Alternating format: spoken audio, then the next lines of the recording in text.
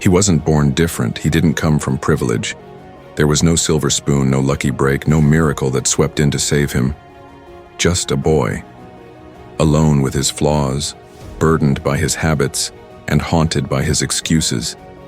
He was tired of hearing the world say, "You have potential."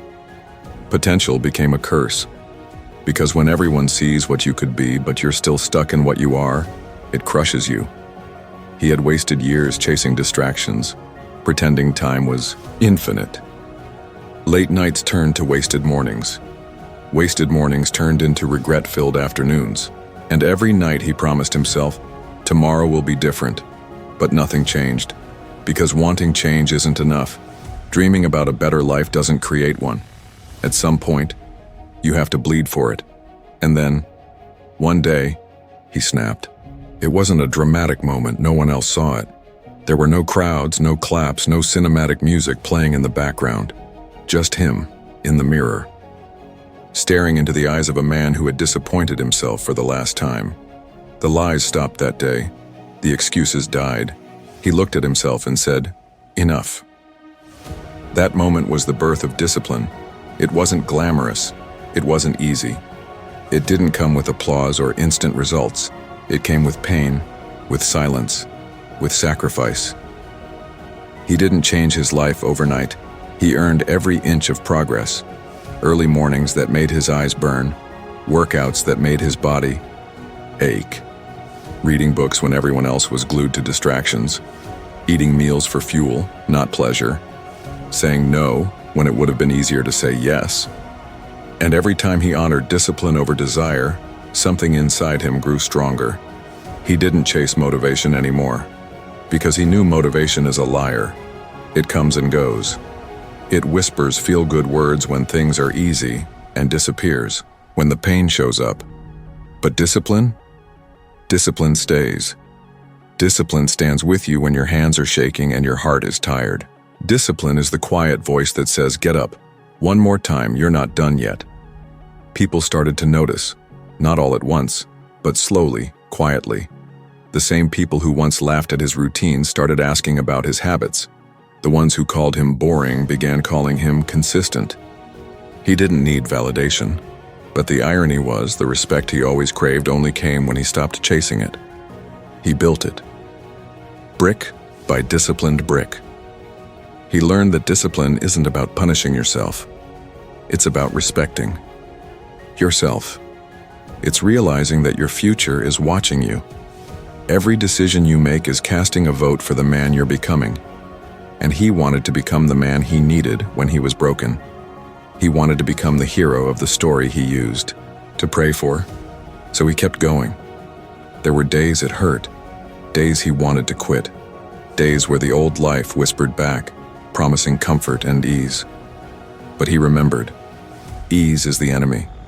Comfort is where dreams go to die. He didn't suffer through discipline for 6 months just to be average again.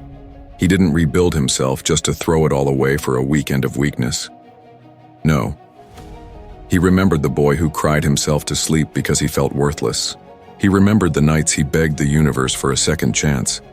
And now that he had one, he would not waste it. That's the thing about discipline. It doesn't just change your habits. It changes your identity. It rewires the way you see yourself. You're no longer the guy who wants change, you are the change. You wake up earlier not because you have to, but because that's who you are now. You train hard not because someone's watching, but because you respect yourself enough not to be weak. You keep promises to yourself because you know your word matters, even if no one else hears it. And as discipline transformed him, the world began to respond. Doors opened. Opportunities arrived. Not because of luck, but because preparation finally met timing. The results that once felt impossible became inevitable. He didn't have to scream for attention. His presence spoke volumes. His work ethic, his posture, his eyes, they all said the same thing. I built this. He wasn't perfect. He still had doubts. He still had demons. But now, he had weapons. Discipline taught him how to fight, not just against the world, but against his own laziness, insecurity, and fear. He became his own protector, his own provider, his own motivator. And the boy who once felt powerless became a force no one could ignore. Because true discipline gives you something money can't buy: self-respect. And when you respect yourself, everything changes. You don't tolerate toxic people, you don't settle for average. You don't chase love, fame, or validation, because you become the source. You become a lighthouse, not begging for the waves to calm, but standing tall despite them.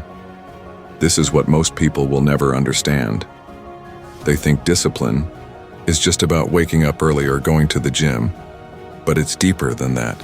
Discipline is how you heal. It's how you rewrite your story.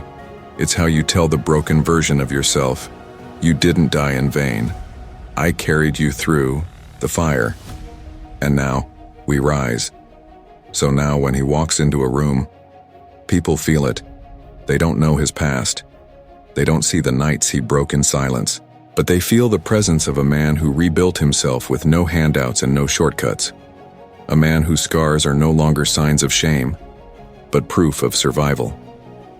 And that's what makes discipline sacred. Because when the world offers you chaos, confusion, and comfort, you choose clarity, purpose, and pain. You don't bend for pleasure. You don't fold under pressure. You walk the path no one else dares to walk, and become someone no one else can ignore.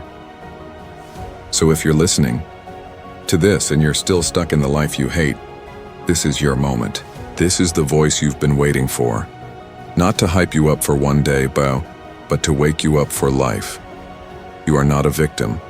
You are not broken beyond repair. You are not stuck. You are simply undisciplined. And that can change if you decide. Not tomorrow. Not when it's convenient. Now. Right now, someone out there is building the life you want because they were willing to suffer for it.